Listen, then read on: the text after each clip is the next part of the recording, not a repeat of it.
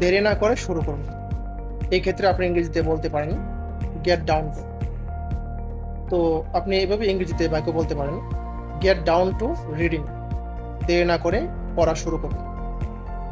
Gate down to writing. দেরি না করে লেখা শুরু করুন।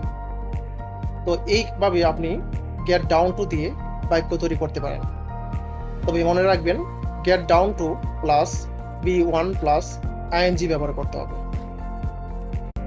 দেরি না করে শুরু করুন। এই ক্ষেত্রে আপনি ইংরেজিতে বলতে পারেন গেট ডাউন টু। তো আপনি এভাবে ইংরেজিতে বাক্য বলতে পারেন গেট ডাউন টু রিডিং। দেরি না করে পড়া শুরু করুন। Gate down to writing. দেরি না করে লেখা শুরু করুন। তো এইভাবে আপনি গেট ডাউন টু দিয়ে বাক্য তৈরি করতে পারেন। তবে মনে রাখবেন get down to plus B1 plus ING ব্যবহার করতে হবে।